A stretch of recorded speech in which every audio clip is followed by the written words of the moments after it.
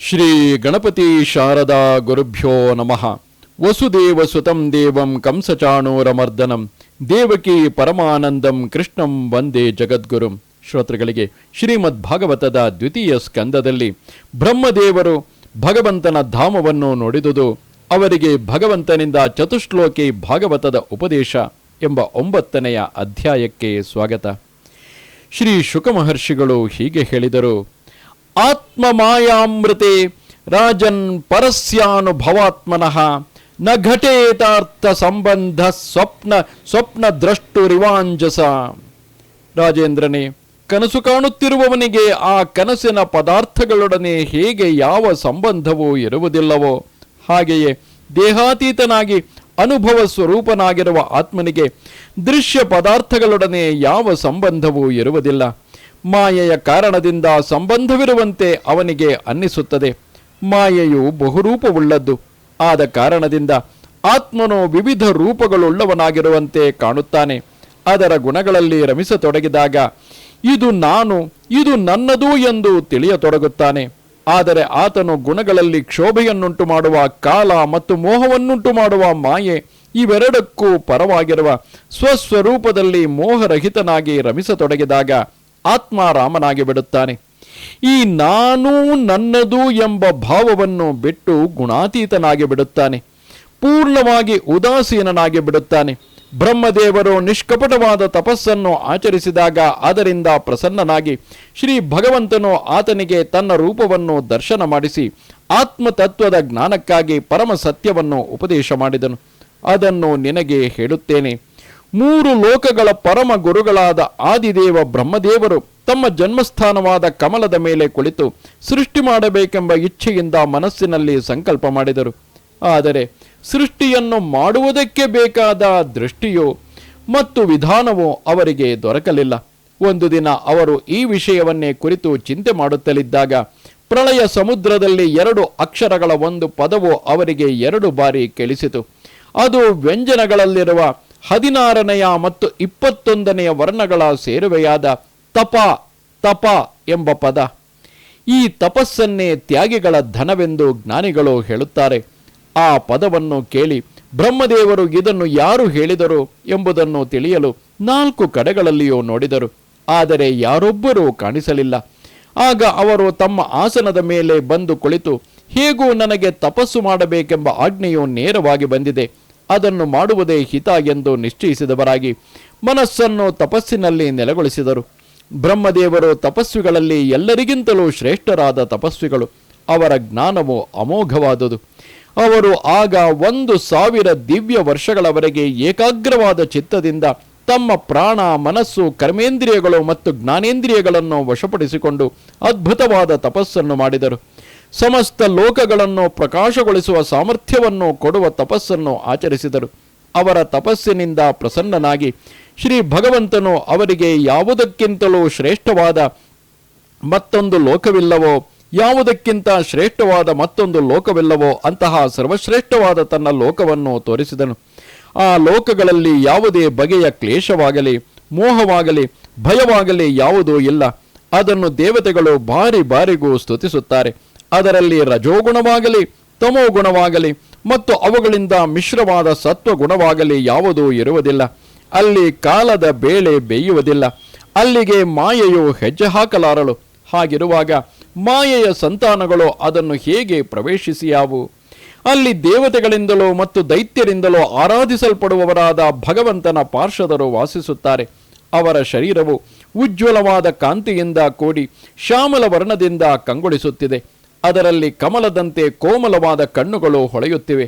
ಅದು ಪೀತಾಂಬರದಿಂದ ಶೋಭಾಯಮಾನವಾಗಿದೆ. ಅದರ ಒಂದೊಂದು ಅವಯವದಿಂದಲೂ ಸೌಂದರ್ಯಾಮೃತವು ಸುರಿಯುತ್ತಿದೆ. ಅತ್ಯಂತ ಕೋಮಲವಾದ ಮೂರ್ತಿ. ಎಲ್ಲರಿಗೂ 4 ಭುಜಗಳು. ಅವರು ಮಹಾತೇಜಸ್ವಿಗಳು. ರತ್ನ ಘಟಿತ ಚಿನ್ನದ ಪ್ರಭೆಯಿಂದ ಹೊಳೆಯುವ ಭೂಷಣಗಳನ್ನು ಧರಿಸಿದ್ದಾರೆ. ಹವಳ, ವೈಢೂರ್ಯಮಣಿ ಮತ್ತು ಕಮಲದ ಉಜ್ವಲವಾದ ತಂತುವಿಗೆ ಸಮಾನವಾದ ಕಾಂತಿಯಿಂದ ಥಳಥಳಿಸುತ್ತಿದ್ದಾರೆ. ಕಿವಿಗಳಲ್ಲಿ ಕುಂಡಲಗಳು, ಶಿರಸ್ಸಿನಲ್ಲಿ ಕಿರೀಟವು ಮತ್ತು ಕಂಠದಲ್ಲಿ ಮಾಲೆಗಳು ರಾರಾಜಿಸುತ್ತಿವೆ.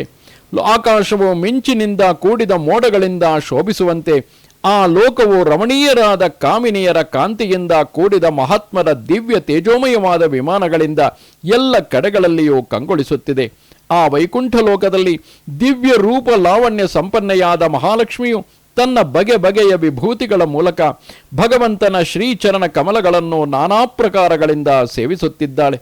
ಕೆಲವೊಮ್ಮೆ ಅವಳು ಉಯ್ಯಾಲೆಯ ಮೇಲೆ ಕುಳಿತು ತನ್ನ ಪ್ರಿಯತಮನಾದ ಭಗವಂತನ ದಿವ್ಯ ಲೀಲೆಗಳನ್ನು ಗಾನ ಮಾಡತೊಡಗಿದಾಗ ಆಕೆಯ ಸೌಂದರ್ಯ ಮತ್ತು ಸುವಾಸನೆಗಳಿಂದ ಹುಚ್ಚೇರಿದ ದುಂಬಿಗಳು ತಾವು ಆ ಲಕ್ಷ್ಮೀದೇವಿಯ ಗುಣಗಳನ್ನು ಗಾನ ಮಾಡತೊಡಗುತ್ತವೆ. ಆ ದಿವ್ಯ ಲೋಕದಲ್ಲಿ ಸಮಸ್ತ ಭಕ್ತರ ಸಂರಕ್ಷಕನೂ ಲಕ್ಷ್ಮೀಪತಿಯು, ಯಜ್ಞಪತಿಯು ಮತ್ತು ವಿಶ್ವಪತಿಯೂ ಆದ ಭಗವಂತನು ವಿರಾಜಿಸುತ್ತಿರುವುದನ್ನು ಬ್ರಹ್ಮದೇವರು ನೋಡಿದರು. ನಂದ, ಸುನಂದ, ಪ್ರಬಲ, ಅರ್ಹಣ ಮುಂತಾದ ಪಾರ್ಶ್ವದ ಗಣಗಳ ಮುಖ್ಯರು ಆ ಪ್ರಭುವನ್ನು ಸೇವಿಸುತ್ತಿದ್ದರು. ಮಹಾಪ್ರಭುವಿನ ಮುಖಕಮಲವು ಭಕ್ತರಲ್ಲಿ ಅನುಗ್ರಹ ತೋರುವ ಮಧುರವಾದ ಮುಗುಳ್ನಗೆಯಿಂದ ರಮಣೀಯವಾಗಿದೆ. ಕಣ್ಣುಗಳಲ್ಲಿ ಸುಂದರವಾದ ಕೆಂಪು ಬಣ್ಣದ ಕಾಂತಿ, ಕಡು ಮೋಹಕವಾದ ಮಧುರವಾದ ಕಡೆಗಣ್ಣಿನ ನೋಟ, ಇವು ಕೂಡಲೇ ತನ್ನ ಪ್ರೇಮಿಗಳಾದ ಭಕ್ತರಿಗೆ ತನ್ನ ಸರ್ವಸ್ವವನ್ನು ಕೊಟ್ಟು ಬಿಡುತ್ತವೆಯೋ ಎಂಬಂತೆ ಕಾಣಿಸುತ್ತಿವೆ. ತಲೆಯಲ್ಲಿ ಕಿರೀಟವು, ಕಿವಿಗಳಲ್ಲಿ ಕುಂಡಲಗಳು ಮತ್ತು ಮೈಯಲ್ಲಿ ಪೀತಾಂಬರವು ಹೊಳೆಯುತ್ತಿದೆ. ವಕ್ಷಸ್ಥಳದಲ್ಲಿ ಒಂದು ಸುವರ್ಣ ರೇಖೆಯಂತೆ ಶ್ರೀ ಲಕ್ಷ್ಮೀದೇವಿಯು ವಿರಾಜಿಸುತ್ತಿದ್ದಾಳೆ. ಭಗವಂತನಿಗೆ ಸುಂದರವಾದ 4 ಭುಜಗಳಿವೆ. ಪ್ರಭುವು ಅಮೂಲ್ಯವೂ ಸರ್ವೋತ್ತಮವೂ ಆದ ಆಸನದಲ್ಲಿ ಬೆಳಗುತ್ತಿದ್ದಾನೆ. ಪುರುಷ, ಪ್ರಕೃತಿ, ಮಹತ್ತತ್ವ, ಅಹಂಕಾರ, ಮನಸ್ಸು, 10 ಇಂದ್ರಿಯಗಳು, ಪಂಚ ತನ್ಮಾತ್ರೆಗಳು ಮತ್ತು ಪಂಚಭೂತಗಳು ಎಂಬ 25 ಶಕ್ತಿಗಳು ಮೂರ್ತಾಕಾರವಾಗಿ ಆತನ 4 ಕಡೆಗಳಲ್ಲೂ ನಿಂತುಕೊಂಡಿವೆ. ಸಮಗ್ರವಾದ ಐಶ್ವರ್ಯ, ಧರ್ಮ, ಕೀರ್ತಿ, ಶ್ರೀ, ಜ್ಞಾನ ಮತ್ತು ವೈರಾಗ್ಯ ಎಂಬ ನಿತ್ಯ ಸಿದ್ಧವಾದ ಸ್ವಾಮಿಯ ಸ್ವರೂಪ ಶಕ್ತಿಗಳು ಸದಾ ಆತನನ್ನು ಸೇವಿಸುತ್ತಿವೆ. ಅವನನ್ನು ಬಿಟ್ಟು ಬೇರೆ ಯಾರಲ್ಲಿಯೂ ಕೂಡ ಅವು ನಿತ್ಯವಾಗಿರುವುದಿಲ್ಲ. ಸರ್ವೇಶ್ವರನಾದ ಆ ಮಹಾಪ್ರಭುವು ಸದಾ ತನ್ನ ಆನಂದಮಯ ಸ್ವರೂಪದಲ್ಲೇ ನಿರಂತರವಾಗಿ ಮಗ್ನನಾಗಿರುತ್ತಾನೆ. ಆತನನ್ನು ನೋಡಿದೊಡನೆಯೇ ಬ್ರಹ್ಮದೇವರ ಹೃದಯವು ಉಕ್ಕೇರುವ ಆನಂದದಿಂದ ತುಂಬಿಹೋಯಿತು. ದೇಹವು ರೋಮಾಂಚಿತವಾಯಿತು. ಕಣ್ಣುಗಳಲ್ಲಿ ಆನಂದಾಶ್ರುವು ತುಂಬಿ ಬಂದಿತು. ಪರಮಹಂಸರಿಗೆ ನಿವೃತ್ತಿ ಮಾರ್ಗದಿಂದಲೇ ದೊರೆಯುವ ಭಗವಂತನ ಶ್ರೀಪಾದ ಪದ್ಮಗಳಿಗೆ ಬ್ರಹ್ಮದೇವರು ಮತ್ತೊಮ್ಮೆ ತಲೆಬಾಗಿ ನಮಸ್ಕರಿಸಿದರು. ಬ್ರಹ್ಮನಿಗೆ ಪ್ರಿಯನಾದ ಆ ಭಗವಂತನು ತನ್ನ ಪ್ರಿಯ ಪುತ್ರನು ಪ್ರಜಾಸೃಷ್ಟಿ ಮಾಡುವ ವಿಷಯದಲ್ಲಿ ತನ್ನ ಶಾಸನವನ್ನು ಸ್ವೀಕರಿಸುವುದಕ್ಕೆ ಯೋಗ್ಯನಾಗಿರುವುದನ್ನು ಕಂಡು ಅತ್ಯಂತ ಪ್ರಸನ್ನನಾಗಿ ಪ್ರೀತಿ ತುಂಬಿದ ಮನಸ್ಸಿನಿಂದ ಆತನನ್ನು ಕೈಯಿಂದ ನೇವರಿಸುತ್ತಾ ಮೃದುವಾದ ಮಂದಹಾಸದಿಂದ ಶೋಭಿಸುತ್ತಿರುವ ಮಾತಿನಿಂದ ಹೀಗೆಂದನು: ಓ ಬ್ರಹ್ಮನೇ, ಸೃಷ್ಟಿ ಮಾಡುವ ಇಚ್ಛೆಯುಳ್ಳ ನೀನು ಚಿರಕಾಲ ತಪಸ್ಸು ಮಾಡಿ ನನ್ನನ್ನು ಚೆನ್ನಾಗಿ ಸಂತೋಷಪಡಿಸಿದ್ದೀಯೇ. ಮನಸ್ಸಿನಲ್ಲಿ ಕಪಟವನ್ನಿಟ್ಟುಕೊಂಡು ಯೋಗ ಸಾಧನೆ ಮಾಡುವವರು ನನ್ನನ್ನು ಎಂದಿಗೂ ಪ್ರಸನ್ನಗೊಳಿಸಲಾರರು. ನಿನಗೆ ಮಂಗಳವಾಗಲಿ. ನಿನಗೆ ಇಷ್ಟವಾದ ವರವನ್ನು ಬೇಡಿಕೋ. ಬೇಡಿದ ವಸ್ತುಗಳನ್ನು ಕೊಡುವ ಸಾಮರ್ಥ್ಯ ನನಗಿದೆ. ಬ್ರಹ್ಮನೇ, ಜೀವಗಳಿಗೆ ಮಂಗಳವನ್ನುಂಟು ಮಾಡುವ ಸಾಧನಗಳೆಲ್ಲಕ್ಕೂ ನನ್ನಲ್ಲಿಯೇ ವಿಶ್ರಾಂತಿ. ನನ್ನ ಸಾಕ್ಷಾತ್ಕಾರದಲ್ಲಿಯೇ ಅವುಗಳ ಪರ್ಯವಸಾನ. ನೀನು ನನ್ನನ್ನು ನೋಡದೆಯೇ, ನನ್ನ ವಾಣಿಯನ್ನು ಕೇಳಿಯೇ ಇಷ್ಟು ತೀವ್ರವಾದ ತಪಸ್ಸನ್ನು ಆಚರಿಸಿದೆ. ಆದ್ದರಿಂದಲೇ ನಿನಗೆ ನನ್ನ ಇಚ್ಛೆಯಿಂದ ನನ್ನ ಲೋಕದ ದರ್ಶನವಾಯಿತು. ಆಗ ನೀನು ಸೃಷ್ಟಿಯನ್ನು ಮಾಡುವ ಕ್ರಮದ ವಿಷಯದಲ್ಲಿ ಏನು ಮಾಡಬೇಕೆಂಬುದನ್ನು ತಿಳಿಯದೆ ತೊಂದರೆ ಪಡುತ್ತಲಿದ್ದೆ. ಆದ್ದರಿಂದಲೇ ನಾನು ನಿನಗೆ ತಪಸ್ಸು ಮಾಡಲು ಆಜ್ಞೆಯನ್ನು ನೀಡಿದನು.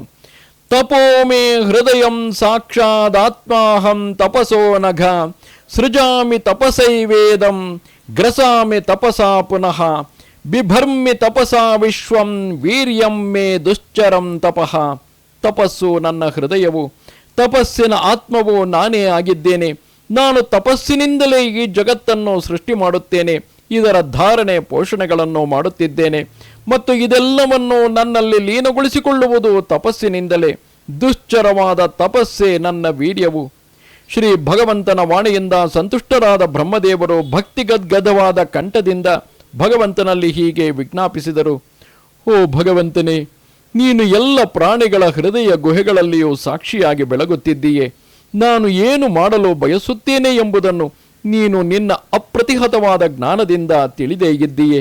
ಆದರೂ ಓ ಮಹಾಪ್ರಭು, ರೂಪರಹಿತವಾಗಿರುವ ನಿನ್ನ ಪರರೂಪ ಮತ್ತು ಅಪರ ರೂಪಗಳೆರಡನ್ನೂ ತಿಳಿಯಬೇಕೆಂಬ ನನ್ನ ಬೇಡಿಕೆಯನ್ನು ಈಡೇರಿಸಲು ಪ್ರಾರ್ಥಿಸುತ್ತೇನೆ.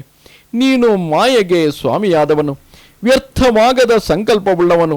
ಜೇಡರ ಹುಳುವು ತನ್ನ ಬಾಯಿಂದ ಬಲೆಯನ್ನು ಹೊರಪಡಿಸಿ ಅದರಲ್ಲಿ ಆಟವಾಡುತ್ತಾ ಕೊನೆಗೆ ಅದನ್ನು ತನ್ನಲ್ಲಿಯೇ ಲಯಗೊಳಿಸಿಕೊಳ್ಳುವಂತೆ ನೀನು ನಿನ್ನ ಮಾಯಾಶಕ್ತಿಯಿಂದ ನಾನಾ ಶಕ್ತಿ ಸಂಪನ್ನವಾದ ಈ ಜಗತ್ತಿನ ಸೃಷ್ಟಿ ಸ್ಥಿತಿ ಲಯಗಳನ್ನು ಮಾಡುವುದಕ್ಕೋಸ್ಕರ ನಿನ್ನನ್ನೇ ನಾನಾ ರೂಪಗಳನ್ನಾಗಿ ಮಾಡಿಕೊಂಡು ಆಟವಾಡುತ್ತಿದ್ದೀಯೇ.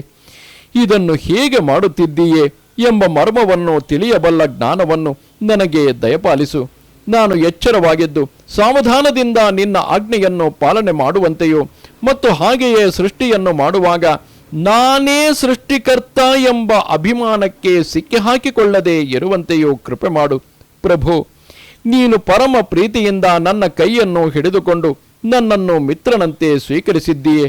ಆದ್ದರಿಂದ ನಾನು ಈ ಸೃಷ್ಟಿ ರಚನೆ ಎಂಬ ನಿನ್ನ ಸೇವೆಯನ್ನು ಮಾಡುವಂತೆಯೋ ಸಾವಧಾನತೆಯಿಂದ ಹಿಂದಿನ ಕಲ್ಪದ ಗುಣಕರ್ಮಗಳಿಗೆ ತಕ್ಕಂತೆ ಜೀವಗಳನ್ನು ವಿಭಾಗ ಮಾಡುವಂತೆಯೋ ಮತ್ತು ಅವುಗಳನ್ನು ಮಾಡುವಾಗ ನನ್ನ ಜನ್ಮ ಕರ್ಮಗಳು ಸ್ವತಂತ್ರವಾದುವು ಎಂಬ ಅಭಿಮಾನಕ್ಕೆ ಒಳಗಾಗದಂತೆಯೋ ಅನುಗ್ರಹ ಮಾಡು.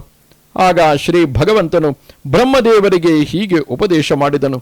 ನಾನು ನಿನಗೆ ನನ್ನ ಸ್ವರೂಪ ಜ್ಞಾನವನ್ನು ಅದರ ವಿಜ್ಞಾನದೊಡನೆಯೋ ರಹಸ್ಯದೊಡನೆಯೋ ಅಂಗದೊಡನೆಯೋ ಉಪದೇಶ ಮಾಡುತ್ತೇನೆ. ಅದನ್ನು ಗ್ರಹಿಸುವವನಾಗು. ಅದು ಅತ್ಯಂತ ಗೋಪ್ಯವಾದುದು.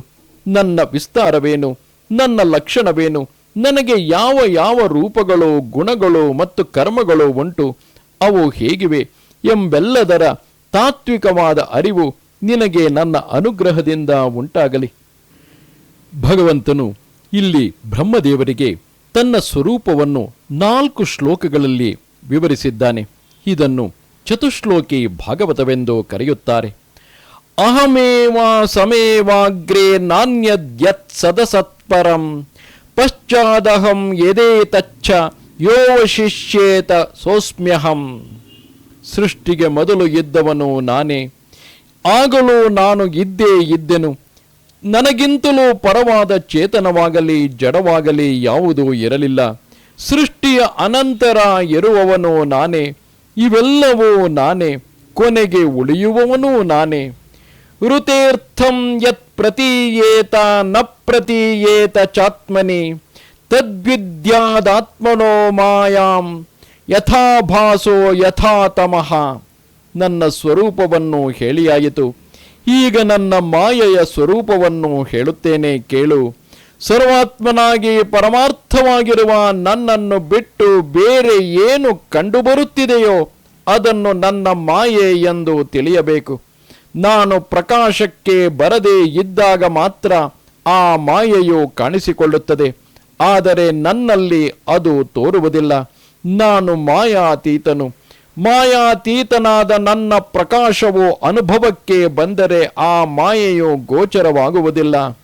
ಆ ಮಾಯೆ ಎಂಬುದು ಸತ್ಯವಾದ ಪ್ರಕಾಶವಲ್ಲ, ಪ್ರಕಾಶದ ಆಭಾಸದಂತೆ, ಬೆಳಕಲ್ಲ, ಕತ್ತಲೆಯಂತೆ ಎಂದು ತಿಳಿಯಬೇಕು.